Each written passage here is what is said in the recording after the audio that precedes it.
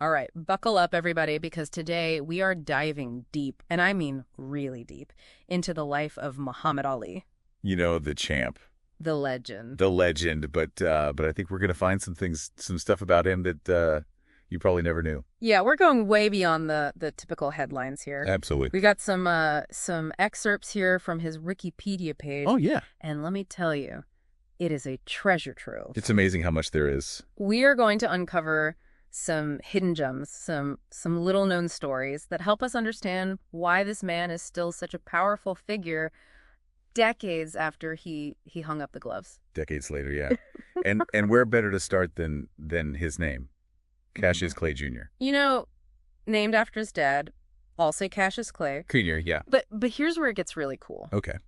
Both Ali and his father were named after a 19th century abolitionist from Kentucky, I did not know that. also named Cassius Clay. Really? So almost like destiny was calling, right? Wow. Yeah, that's amazing. From Kentucky. Yeah, yeah. It's a powerful connection, and it really speaks volumes about the world that Ollie was born into. Even before we get to like the realities of segregation. Yeah, I mean, imagine this. Okay. A young Cassius is denied a drink of water at a store simply because of his skin color. It's just heartbreaking. Yeah. You know, it makes you realize like how deeply personal the fight for racial equality was for him. It wasn't just some abstract concept. It was his life. Absolutely. And then the murder of Emmett Till, that had a profound impact on young Ollie. It fueled his anger at injustice. You know, at a system that devalued black lives. Yeah, I mean these experiences weren't just headlines for him. Right. They were woven into the fabric of his life. Absolutely, yeah. And you know, it's kind of surprising to learn for someone who became such a master of language, he struggled with dyslexia his whole life. Wow. That's incredible. Really? It makes his sharp wit and that way with words even more impressive. Yeah, you think about some of those lines. Oh yeah. Talk about overcoming obstacles, man. Oh yeah. And of course, we can't forget this wasn't some hobby he picked up. The man won his first amateur fight at 12 years old. 12 years old. 12 years old. That's dedication right there. Yeah. Yeah, that shows that the seeds of greatness were planted very, very early on. And then his rise to fame is like something out of a movie. Oh yeah. Olympic gold at 18, Yeah. turning pro soon after. You know, it's easy to forget how young he was. He was just a kid Yeah. when he was achieving these incredible milestones. But even with that early success, it wasn't always smooth sailing. Right. You know, his early professional fights, they were tough. He got knocked down, he was tested. And you know, that fight against Doug Jones, for example. I mean, that was a real nail biter. It went to a split decision. A split decision. Mhm. Yeah. It challenges that image of Ali as this unbeatable force. You know, it shows that he had to work for it. He had to overcome challenges to reach the top. Absolutely. And this was all, you know, during the reign of Sonny Liston. I mean, a truly intimidating figure. Oh, Sonny Liston was, yeah, he was scary. And you know Ali, Yeah. he wasn't afraid to call out the champ, to taunt him relentlessly. Oh, he loved to get in people's heads. And even though he was a major underdog going into that first Liston fight, Big time underdog. I mean, that pre-fight weigh-in, that was pure spectacle. It was like a circus. Hmm. The taunting, the bravado, they measured his pulse rate. It was double what it normally was. Really? Double. I mean, can you imagine the pressure cooker? Oh man, that's incredible. You know, it's almost like he was creating this larger than life persona to mask, you know, the nerves underneath, the vulnerability. Yeah, maybe that was part of it.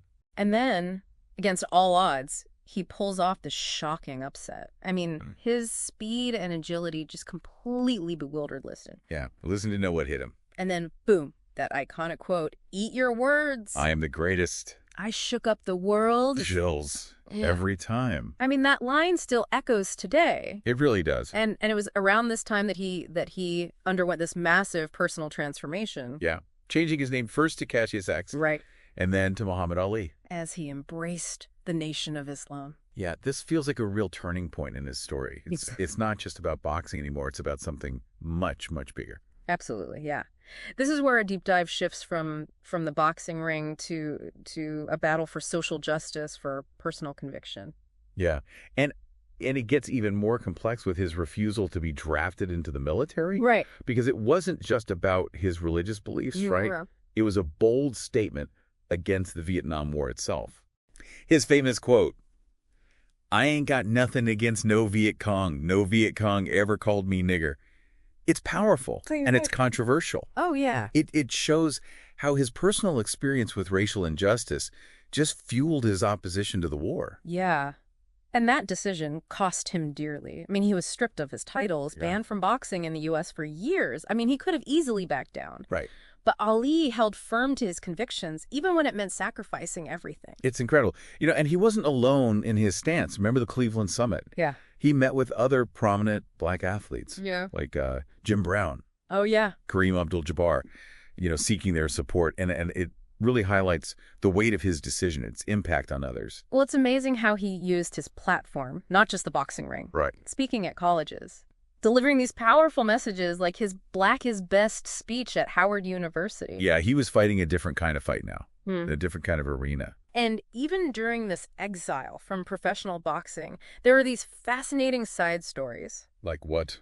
Like the super fight, Okay. a staged fantasy bout against Rocky Marciano, Wow. with different winners announced depending on where it was shown. Oh, wow. Talk about mind-boggling. That is, yeah. It gives you a glimpse into the complexities of media, the way narratives were shaped and sometimes manipulated, especially along racial lines. That's a whole other deep dive. Yeah, but then comes the comeback, the return to the ring. I think we should pause here for a moment. Okay. Let's let our listener absorb all of this incredible information before we move on to the next chapter. Good idea. We've covered a lot of ground. So what do you think so far? What stood out to you the most? Well, I think we left off with Ali, on the cusp of a comeback after years of being, exiled from the sport that he loved. Yeah, 1970, he's finally granted a boxing license in Atlanta. Yeah. This is a huge moment, not just for Ali, but for the whole country. I mean, remember, this is a time when America is deeply divided over the Vietnam War. Oh, absolutely, yeah. And Ali's stance has made him, both a hero and a villain. Right. And that first fight back against Jerry Quarry, I mean, it's more than just a boxing match at this point. It's a symbol of resilience. A defiant return. Yeah. Yeah. To the world stage. And Ali wins decisively. And it feels like a victory, not just for him, but for all those who, supported his convictions. Yeah, absolutely. It really does. And it's fascinating how his story becomes so intertwined with the social and political landscape of America. He's not just a boxer anymore. He's a cultural icon. Yeah. A voice for change. Around this time, he builds his legendary training camp in Deer Lake, Pennsylvania. Oh, yeah. A place that becomes almost like mythical for boxing fans. Oh, Deer Lake. Yeah. You can practically feel the history there. You sweat. The sweat. The dedication. The relentless pursuit of greatness. I mean, it's a physical manifestation of Ali's, commitment to his craft. Absolutely, yeah. But the comeback isn't all smooth sailing. The fight of the century against Joe Frazier, 1971, Oh, yeah. ends in Ali's first professional loss. Wow. I bet that was a crushing blow. What a dramatic turning point in his career. It was a clash of titans, Yeah. a fight for the ages. And even though, Ali lost, it showed his vulnerability. It makes him even more relatable, I think, to fans. Yeah, absolutely. It humanized him. Yeah. And let's not forget his legendary mental game. Oh, come on. The story about how he psyched out Wilt Chamberlain. The 7'2" basketball giant. Yeah, Wilt Stilt. I mean, that's just classic Ali. Classic Ali. He was always thinking, always strategizing, even outside the ring. But he still faced setbacks. Oh, yeah. Like the broken jaw he suffered against Ken Norton in 73. Oh, man. Another loss that, forced him to reevaluate, to really dig deep and find that inner strength. Yeah, to come back even stronger. And that resilience led to, some of the most iconic moments in boxing history. The Rumble in the Jungle against George Foreman in 74, where he reclaims the heavyweight title. I mean, that's a story for the ages. One of the greatest sporting events of all time. I mean, can you imagine being in that stadium in Zaire? The energy must have been electric as Ali, against all odds, knocks out Foreman. Unbelievable. And then the Thrilla in Manila in 75. Oh, my gosh, that fight. The final brutal showdown with Joe Frazier.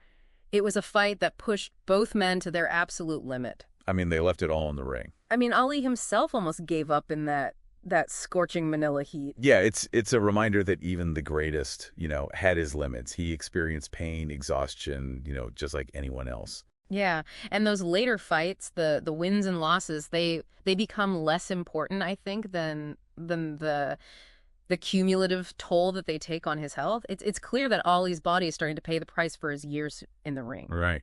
And and that leads us to a new chapter in Ali's life, one that unfolds outside the ropes, beyond the roar of the crowd. Right. It's a chapter that reveals even more, I think, about the man behind the legend. Because Ali's story doesn't end when he retires from boxing. It evolves. Yeah. Takes on new dimensions. His personal life, his spiritual journey, his activism, these become the defining elements of his later years. It's like he traded, the boxing gloves for a different kind of platform. Right. One where he could continue to fight for what he believed in. His personal life was just as complex and fascinating as his public persona. 4 marriages. Wow. 9 children, including a daughter who followed in his footsteps. Layla Ali. Layla Ali. That's some serious legacy. It's like the fighting spirit is in their blood. It's incredible. And then there's his spiritual journey Yeah. from, his early affiliation with the Nation of Islam Right. to embracing Sunni Islam later in life. I mean, Ali's faith was a constant source of strength and guidance. You can see how his faith shaped his worldview, his commitment to peace and justice. It's a deeply personal element that adds another layer to his story. Absolutely. He famously said Islam is a religion of peace. Yeah. And he used his platform to advocate for understanding, tolerance, especially in a world that often seemed determined to, pit people against each other. Right. His activism wasn't limited to religious boundaries. He worked tirelessly with the UN, traveled to Africa, Bangladesh, supported Palestinian refugees, Native American rights. I mean, the man was a global citizen. Yeah. Fighting for those who, needed a voice. He even went so far as to meet with Saddam Hussein. Really? To negotiate the release of American hostages. Talk about putting yourself on the line for what you believe in. It shows how fearless he was, how willing he was to engage with complex, controversial situations in the pursuit of peace and justice. Yeah, absolutely. But then in 1984 comes the diagnosis that changes everything. Parkinson's disease. Parkinson's disease. A cruel twist of fate. Likely linked to, his years in the ring. Yeah, the physical sacrifices that he made, the toll that boxing took on his body. But even as his health declined, Ali never lost his spirit, his will to inspire others. He continued to make public appearances. Yeah. And his trembling hands, his slurred speech, they became a symbol of his resilience. In the face of adversity, yeah. He even referred to his Parkinson's as a trial from God. Really? Yeah. Which gives you, some insight into his unwavering faith, his acceptance. Yeah. And when he finally passed away in 2016, the outpouring of grief was global. The world mourned the loss of a true icon, a man who transcended sports to become a symbol of courage, conviction, and hope. His pre-planned funeral and that massive memorial service, they were just testaments to the profound impact he had. Not just on the world of boxing, but on humanity as a whole. Yeah, but Ali's story doesn't end with his death. His legacy lives on, inspiring generations to fight for what they believe in, to embrace their individuality, and to never give up, no matter the odds. Absolutely. That's what makes this deep dive so fascinating. Yeah. We're not just learning about a boxer. Right. We're exploring the life of a man who challenged the world, who defied expectations, and who left behind a legacy that continues to inspire us today. And we're not done yet. There's still so much to unpack. Oh, yeah. His lasting impact on everything from boxing to hip-hop to his beloved hometown of Louisville. Let's get to it. Okay, so we've talked about Ali the man, the fighter, the activist, but let's not forget, this was a guy who dominated the world of boxing. Oh, yeah. Like few others. When you talk about boxing legends, I mean, his name is right up there at the top. He wasn't just, winning fights. He was changing the game, redefining what it meant to be a heavyweight champion. Absolutely, yeah. And he did it with style, with flair. Yeah. He wasn't just a boxer. He was an entertainer. Oh, yeah. A showman. A showman, yeah. Every fight was a must-see event. Think about this. He was named the Ring Magazine's Fighter of the Year. Yeah. A record 6 times. 6 times. That's unbelievable. 6 times. And he wasn't just racking up wins. He was beating the best of the best. I mean, he defeated 21 boxers for the world heavyweight title, It's still a record. a record that stood for 35 years. It was a golden age for boxing, and Ali was right at the center of it. And of course, his place in the International Boxing Hall of Fame is well deserved. But his influence goes, I think, way beyond the stats, beyond the titles. Oh, absolutely. Remember all those rhymes, those boasts? That playful taunting. Float like a butterfly, sting like a bee. Pure poetry. Pure poetry. Yeah. It's amazing how those words have just become so iconic, so ingrained in our culture. And you could argue that Ali was the original rapper. Yeah, absolutely. That wordplay, the rhythm, the unapologetic self-expression, it paved the way for a whole generation of hip-hop artists. I never thought about it that way. But it makes perfect sense. It's all right there. Yeah. That braggadocio, the clever rhymes, it's all there in his pre-fight interviews, his speeches. He was a master of language, even with his dyslexia. It's true. And, you've got musicians like Chuck D from Public Enemy. Oh, yeah. Have credited Ali as being one of the first rappers that they ever heard. That's incredible. It's a testament to his impact, his ability to transcend boundaries, inspire people in unexpected ways. Yeah. And speaking of inspiration, let's talk about Ali's hometown, Louisville, Kentucky. I mean, they have gone above and beyond to honor their native son. They sure have. They haven't just named a street after him, they've named the whole airport. Yeah, can you imagine? Yeah. Landing in Louisville and realizing you're at Muhammad Ali International Airport. That's some serious hometown pride. That is, yeah. And then you've got Muhammad Ali Boulevard, the Ali Center, a whole museum dedicated to his life and legacy. It shows you the deep connection he had to his roots, to the place where it all began. Absolutely. But his recognition goes, far beyond Louisville, far beyond America. Sports Illustrated named him Sportsman of the Century. Right. The BBC gave him the same title for Sports Personality of the Century. And he's on Time Magazine's list of the 100 most important people of the 20th century, one of only 3 athletes to receive that honor. Right up there with Pele and Jackie Robinson. Pretty good company. It shows that Ali transcended the world of sports. He became this global icon, a symbol of courage, conviction, and resilience. Absolutely. And it all goes back to what we've been talking about throughout this whole deep dive.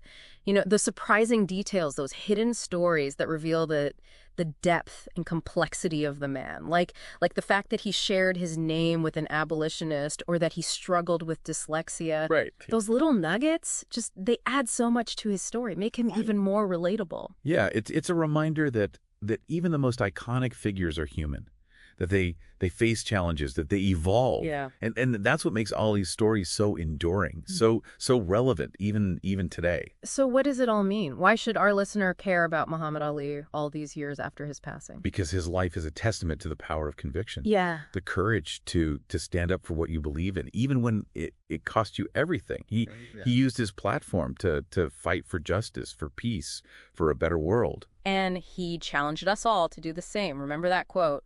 The man who views the world at 50 the same as he did at 20 has wasted 30 years of his life. Powerful words. He was pushing us to keep learning, to keep growing, to keep evolving. To never be satisfied with the status quo, to never stop fighting for what's right. So here's a question to ponder as we wrap up our deep dive. Okay. What would Ali think of the world today? How would he use his voice, his platform, in the face of all the challenges that we're facing? That's something for you to think about, to explore further. Keep asking questions, keep digging deeper, keep learning. And never be afraid to shake things up a little bit. Thanks for joining us on this deep dive into the life and legacy of Muhammad Ali.